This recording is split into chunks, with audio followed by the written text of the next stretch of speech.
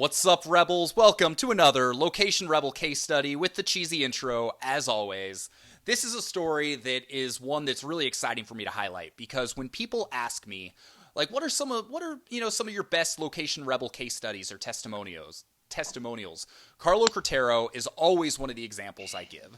So he's from Ireland, and he joined a few years ago and ended up creating a freelance writing empire that has allowed him to travel the world, completely change his life, and do some really cool things. So before I go any further and tell his story for him, Carlo, thank you so much for Hey, being here. hey, Sean, how are you? Thanks very much for having me. It's an No, honor. doing well. This is actually the second time we did the interview. We're both in the United States right now, yet we had horrible call quality problems. So Uh, the realities of remote working and location independence. Um, yeah, let's just jump into your before we start talking about the business as it is now. Let's jump into your background a little bit. So back in 2005, you didn't really have any interest in traveling, and then you took a little trip that kind of changed all of that. So tell me real quick what that was all about. Yeah, so back in 2005, I had been to like three countries, and I just no interest in traveling. I was 27 years old. All my friends had done like trips around the world, this, that, and the other, and I had no interest in that. But I was just getting involved in a poker business, and I was just starting off playing poker. I was learning the trade, and Las Vegas was the mecca of all that. So I wanted to go there and play poker for a while. So I booked a flight, could convince none of my friends to join me. They just thought I was crazy going to Vegas for 10 days on my own. Mm-hmm. And I had €5,000 that I was going to spend on playing poker over there. And that's what I did. I went to Vegas for 10 days and blew €5,000 playing poker. So you weren't even expecting to go in. It's like, most people going to Vegas are like, yeah, I'm going to double my €5,000, and you were like, I'm probably going to lose this, but that's okay. Exactly. I was very realistic. I just knew that I wanted to kind of get the whole experience of playing poker online.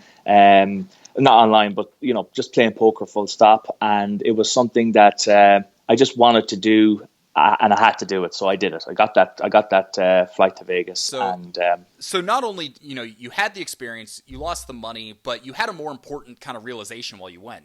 So all of a sudden, taking this trip kind of helped spurred your desire to travel a little bit more, right?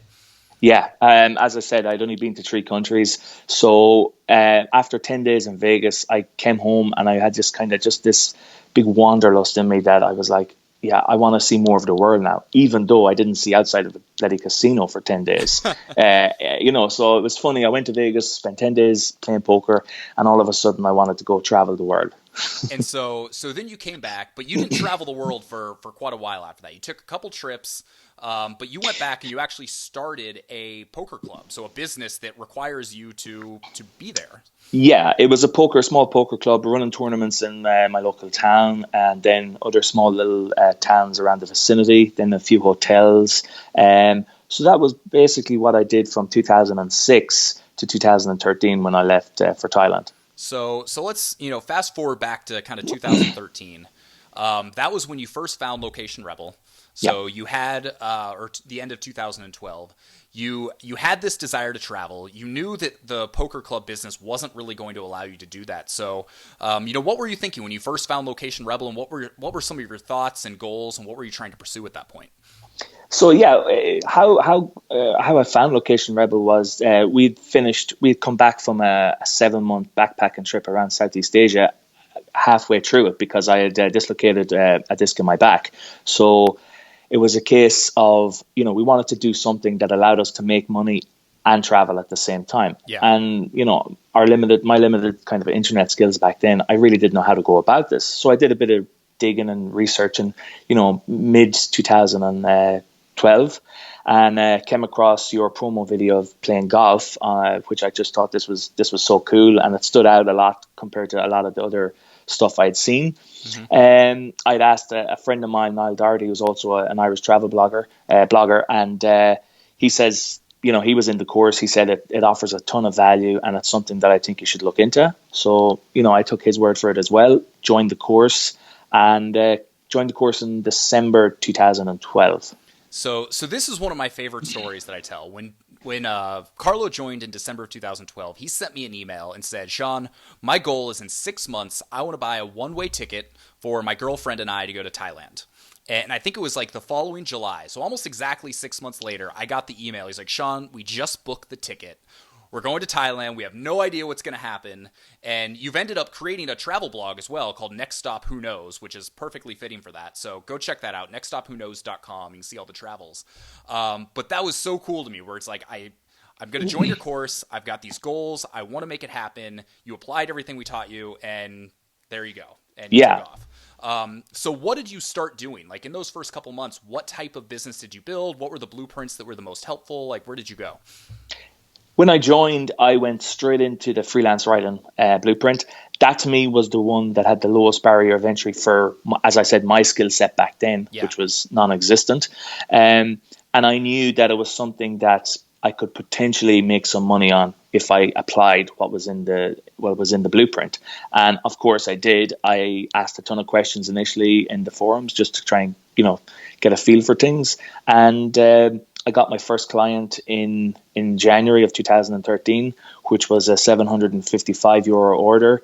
And that really lifted me up and kind of said, okay, this is possible. If I put in enough effort and I'm prepared to work hard at this, why can't it be a completely new kind of lifestyle for me? So that's awesome because within your first month, you ended up, making over $1,000 US. You were able to pay back and then some the amount you paid for the course. Yeah. But I think what's really cool because a lot of people they ask me this question, are like, okay, I want to do some freelance writing, but I'm not from the United States. I'm from Australia or England or someplace else. And a lot of people think they have to write for the U.S. market, but you didn't do that. You went straight to companies in Ireland and said, hey, I'm a freelance writer in Ireland. How did that work out for you?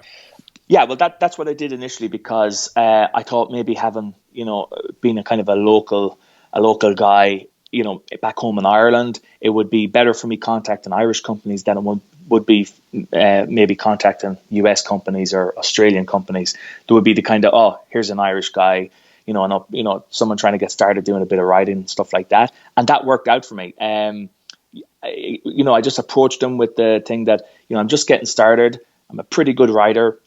Can we work together? Is there something that I can help you with? And that's how I got that first order. And as I said, snowballed from there. But it's definitely an approach I would recommend for people getting started is to contact local businesses in your area and just say, hey, I'm just down the road, actually, because there is that kind of connection or that potential relationship that could be formed there. Well, and for someone who's thinking about starting a business, if you're thinking about joining Location Rebel, one of the big things I'm an advocate of is basically try and be a real person.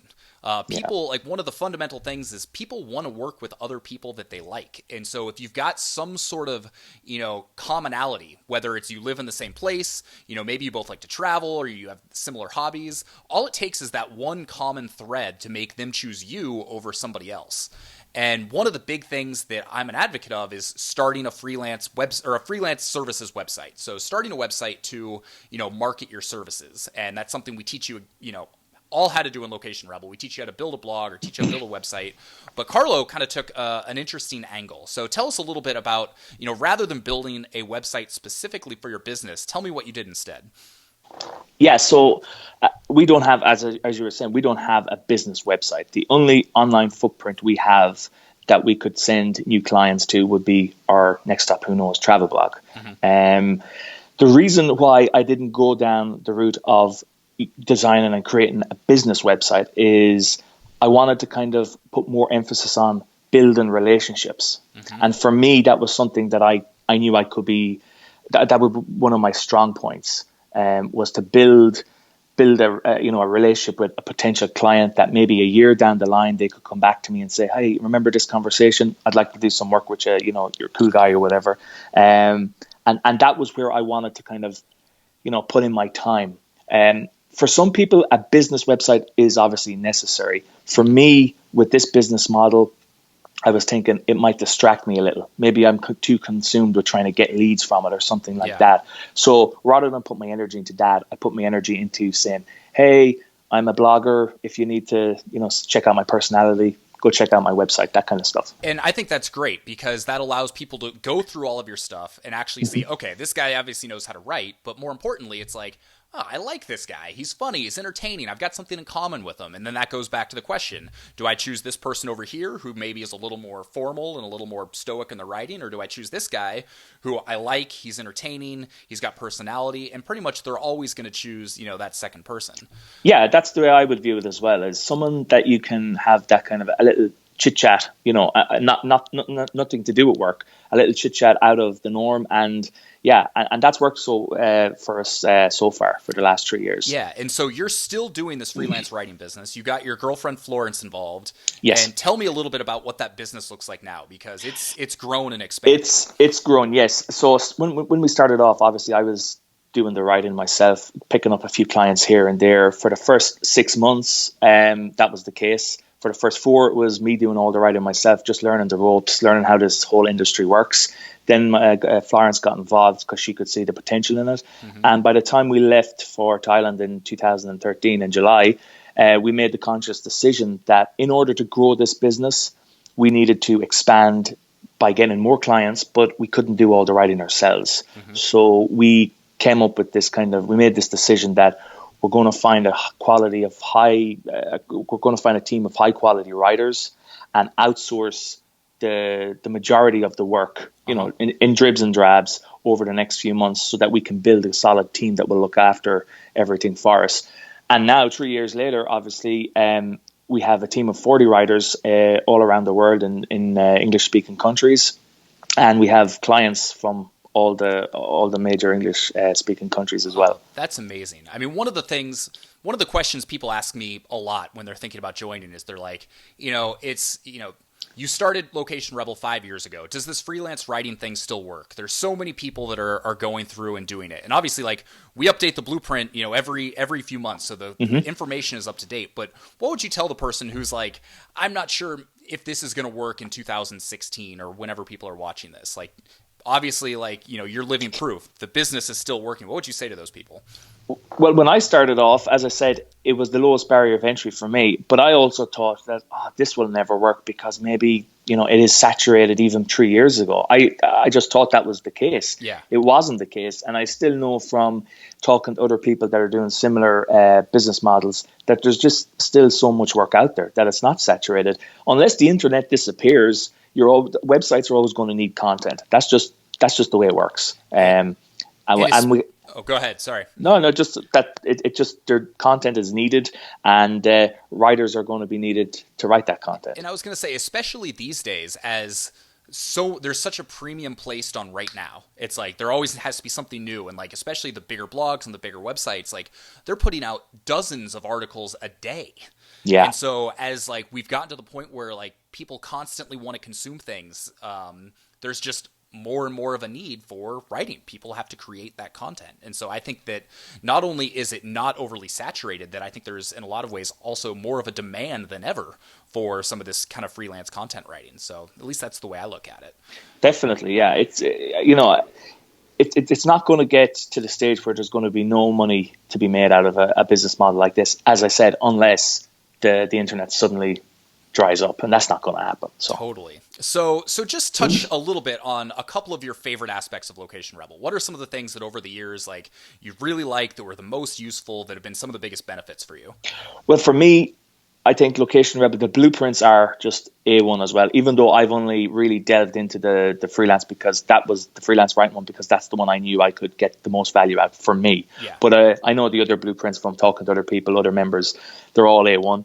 The biggest value for me from Location Rebel was the community in the forums. Mm-hmm. Starting off, I was asking the most ridiculously silly questions you could think of, because I'm starting off, I didn't know. There was people there that were ahead of me in the game, and they were more than helpful in answering these questions, no matter how silly they seemed. And that's still the case now, even going back and into the forums. You see, new people are joining every day. They're asking these questions that they might think are silly, but they're actually not. They're really good questions, and they get the value out of them, because there's loads of people there, loads of members that are there like myself a few years, more than happy to help, because everyone starts somewhere, and the community in Location Rebel is the one huge thing that I find valuable and is worth the price alone. Even if there was no blueprints attached, the value you get in that community, and that's why I still go back there.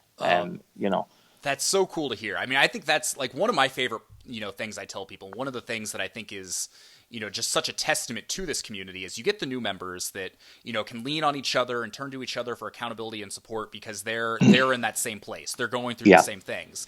But then we've got the veterans, the people that have built the successful businesses, like people like Matt Koenig, Lise Carter, or Cartwright now.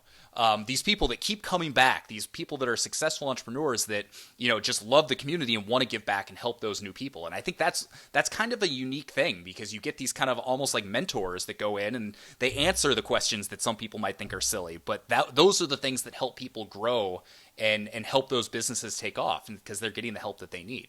That's exactly it. And as you said, you have people in a variety of niches and industries going in there helping people out, no matter what it is. So a question might be related to just say freelance writing, and yet you have someone maybe like Lise who's an expert in the Kindle and the Amazon kind of thing, creating ebooks, and she might have some value to offer there. So yeah, you have such a mix of variety of industries coming together in there. Definitely. So I don't want this to go too long, especially since we've already done this interview twice now that we got a decent connection. For the person who's watching this, they're sitting there watching this, maybe they've just discovered what Location Rebel is recently. Maybe they've been thinking about it for months or years. What's one piece of advice you'd give to that person who's maybe on the fence or trying to decide if this is right for them?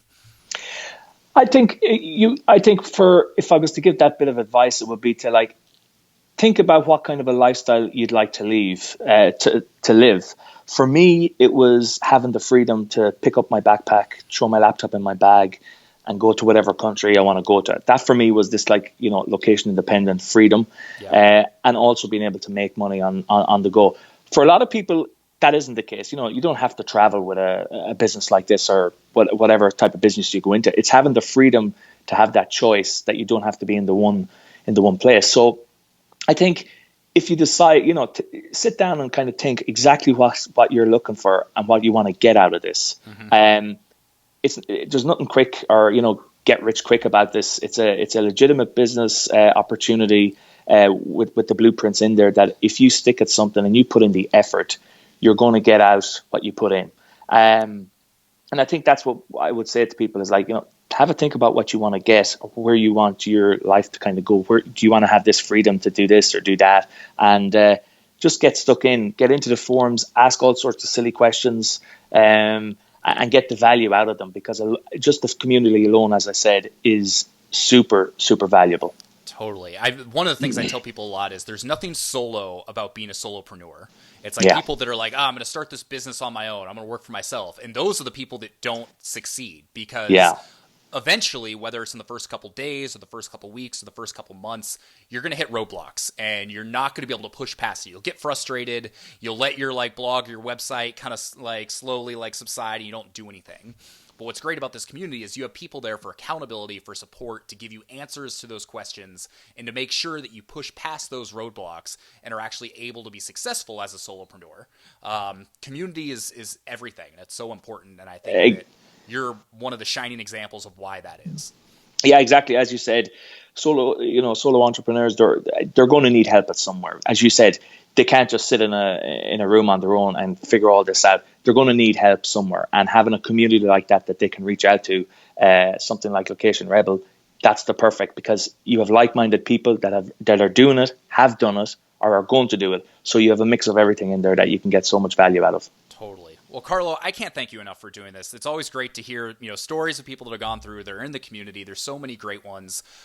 Make sure if you're watching this, go check out his site, Next Stop Who Knows, because he's got all sorts of cool travel stories. It's a really fun blog, and I'm sure that if you have questions about this, like if you think that this is all staged and I paid, Carlo to say this stuff, go to his contact form, send him an email. I'm sure he can answer any questions about his experience with Location Rebel, and I hope to see you inside. It's a great community. It's something that I've devoted my life to for the last 5 years. I'm really passionate about. So, Carlo, thanks again for telling your story, being a member of the community, and I can't wait to see where things go from here. Thanks very much, Sean. It's a pleasure. Thank you very much.